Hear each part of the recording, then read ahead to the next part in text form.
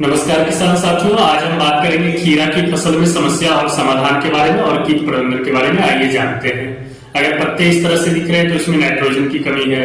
अगर इस तरह से पत्ते दिख रहे हैं तो इसमें फास्फोरस की कमी है।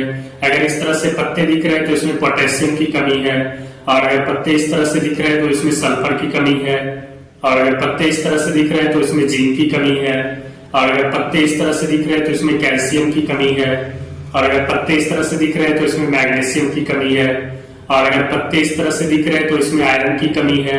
अगर इस तरह से दिख रहे हैं तो इसमें बोरान की कमी है। आइए अब कीट प्रबंधन समस्या के बारे में जानते हैं। लाल कग्गू भृंग की समस्या है। इसका लक्षण, पत्तियों पर भृंग संक्रमण के कारण छलनी या छेद के निशान दिखाई देते हैं, जिससे पत्तियां पूरी तरह झड़ जाती है। इसमें आप प्रोफेनोफॉस 40% प्लस साइपरमेथ्रिन 4% डीसी या फिर आप इसमें एसिटामिप्रिड 20% एसपी का इस्तेमाल कर सकते हैं। फल की मक्खी की समस्या है। इसका लक्षण, केवल कीड़े ही पके फलों को खाने, छलनी करने और गूदे को नुकसान पहुंचाते हैं। भारी संक्रमण के कारण फल सड़ जाते हैं। इसमें आप थियामेथोक्साम 12.6% प्लस लैम्डासाइलोथ्रिन 9.5% जेडसी या फिर आप इसमें फिप्रोनिल 40% प्लस इमिडाक्लोरोप्रिड 40% डब्ल्यूजी या फिर आप इसमें प्रोफेनोफॉस 40% प्लस साइपरमेथ्रिन 4% ईसी का इस्तेमाल कर सकते हैं। एपिलाचना भृंग, हड्डा भृंग की समस्या। इसका लक्षण, ग्रम और वयस्क में चबाने वाले मुख्य भाग होते हैं। पत्तियों के क्लोरोफिल को खुरसते हैं। इसमें आप प्रोफेनोफॉस 40% प्लस साइपरमेथ्रिन 4% ईसी या फिर आप इसमें एसिटामिप्रिड 20% एसपी का इस्तेमाल कर सकते हैं।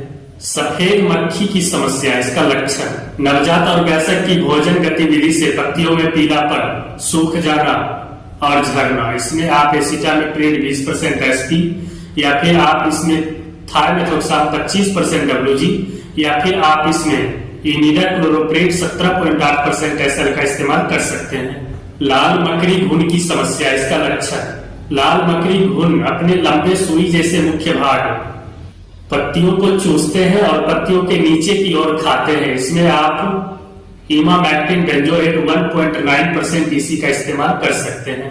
पत्ता खाने वाली इल्ली की समस्या। इसका लक्षण, कैटरपिलर खीरे के नई और कोमल पत्तियों को खाते हैं और गंभीर संक्रमण होने से पत्तियां झड़ने लगती हैं। इसमें आप प्रोफेनोफॉस 40% प्लस साइपरमेथ्रिन 4% डीसी या फिर आप इसमें थियामेथोक्साम 12.6% प्लस लैम्डासाइलोथ्रिन 9.5% जेडसी या फिर आप इसमें इमामेक्टिन बेंजोएट 5% एसजी का इस्तेमाल कर सकते हैं। कर्तन कीट की समस्या। इसका लक्षण, युवा ककड़ी के पौधे को तने पर फीड करते हैं, उन्हें मिट्टी की रेखा या उसके पास काटते हैं।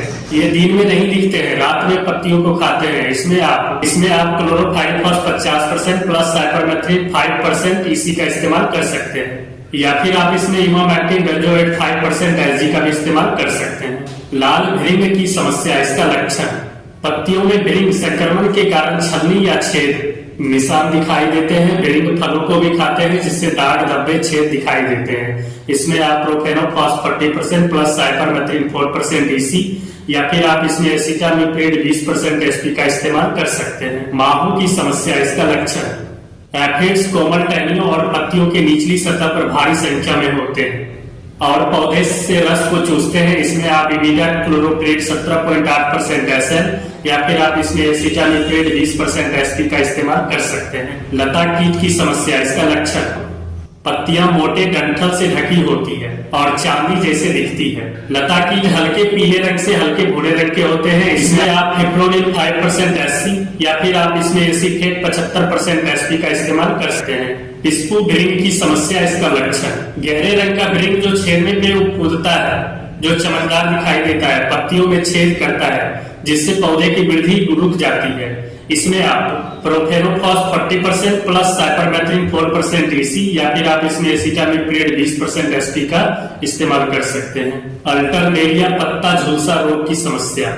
इसका लक्षण, पीले या हरे रंग के साथ छोटे पीले रंग के धब्बे, जो सबसे पहले पुरानी पत्तियों पर देखा जाता है। इसमें आप कार्बेंडाजिम 50% डब्ल्यूपी या फिर आप इसमें प्रोपिकोनाजोल 25% डीसी या फिर आप कार्बेंडाजिम 12% प्लस मैकोजेब 63% डब्ल्यूपी का इस्तेमाल कर सकते हैं। श्याम वर्ण एंथ्रोक्नोज की समस्या। इसका लक्षण, पत्तियों या डंठलों, तनों पर, फलियों पर पीले किनारे के साथ भूरे रंग के गोलाकार घाव, इसमें आप कार्बेंडाजिम 50% डब्ल्यूपी, या फिर आप इसमें कॉपर ऑक्सीक्लोराइड 50% डब्ल्यूपी, या फिर आप इसमें कार्बेंडाजिम 12% प्लस मैंकोजेब 63% डब्ल्यूपी का इस्तेमाल कर सकते हैं। पेट की सड़न वैली लॉट की समस्या, इसका लक्षण फलों पर पीला हरा मलनीकरण, सड़ने वाले क्षेत्रों पर भूरे रंग के फफूंद, इसमें आप कार्बेंडाजिम 50% डब्ल्यूपी या फिर आप इसमें सल्फर 80% डब्ल्यूपी का इस्तेमाल कर सकते हैं। एस्कोस्पोरा पत्ती धब्बा की समस्या, इसका लक्षण पत्तियों पर शुरू में पानी से भिगोए हुए धब्बे या पीले धब्बे विकसित होते हैं। धब्बे आपस में मिलकर के बड़े धब्बे बनते हैं, पत्तियां सूख जाती है, पेड़ मुरझा सकते हैं और पत्तियां मर जाती है। इसमें आप मैंकोजेब 75% डब्ल्यूपी या फिर आप इसमें कार्बेंडाजिम 50% डब्ल्यूपी का इस्तेमाल कर सकते हैं। डाउनी मिल्ड्यू की समस्या, इसका लक्षण पत्ती के ऊपरी सतह पर में जो पीले कोनीय धब्बे दिखाई देते हैं, धब्बे प्रगलित हो जाते हैं, पत्तियां पीली हो जाती है और गिर जाती है। इसमें आप मैंकोजेब 75% डब्ल्यूपी का इस्तेमाल कर सकते हैं। फ्यूसेरियम मुरझा रोग की समस्या, इसका लक्षण पत्तियों की सिराओं पर क्लोरोसिस का साफ होना, छोटी पत्तियां एक के बाद एक मर सकती है, मुरझा के खत्म हो सकती है। इसमें आप कॉपर ऑक्सीक्लोराइड 50% डब्ल्यूपी या फिर आप इसमें कार्बेंडाजिम 50% डब्ल्यूपी का इस्तेमाल कर सकते हैं। चिपचिपा तना झुलसा की समस्या, इसका लक्षण सिराओं के बीच भूरे हरे घाव तनों पर या भूरे रंग के घाव, इसमें आप कार्बेंडाजिम 50% डब्ल्यूपी या फिर आप इसमें मैंकोजेब 75% डब्ल्यूपी का इस्तेमाल कर सकते हैं। वर्टिसिलियम मुरझा रोग की समस्या, इसका लक्षण यह फल लगने के बाद दिखाई देते हैं, पत्तियों का गिरना और जड़ पर असर होना। इसमें आप कॉपर ऑक्सीक्लोराइड 50% डब्ल्यूपी का इस्तेमाल कर सकते हैं। बैक्टीरियल मुरझा रोग की समस्या, इसका लक्षण पूरा पौधा मुरझाने लगता है और तेजी से मर जाता है, पौधे गहरे हरे रंग के होते हैं। इसमें आप कार्बेंडाजिम 50% डब्ल्यूपी या फिर आप इसमें कॉपर ऑक्सीक्लोराइड 50% डब्ल्यूपी का इस्तेमाल कर सकते हैं। वृद्धि विकास ग्रोथ के लिए आप गोची प्लस और आजला का इस्तेमाल करें, बेहतर फसल के साथ बेहतर उत्पादन करेगा, फसल को हरा भरा रखेगा और ग्रोथ करेगा। साथ ही साथ मिट्टी के टेम्परेचर को मेंटेन रखिएगा, मिट्टी को स्वच्छ भुरभुरी और मुलायम रखिएगा। इसमें आप गोची प्लस और आजला का इस्तेमाल कर सकते हैं।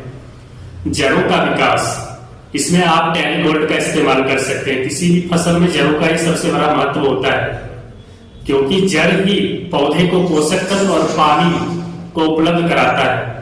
बेहतर विकास के लिए, बेहतर जड़ के लिए आप टैनी गोल्ड का इस्तेमाल करें। वृद्धि विकास के लिए अगर आप टॉनिक के रूप में इस्तेमाल करना चाहते हैं तो गोची सुपर का इस्तेमाल कर सकते हैं।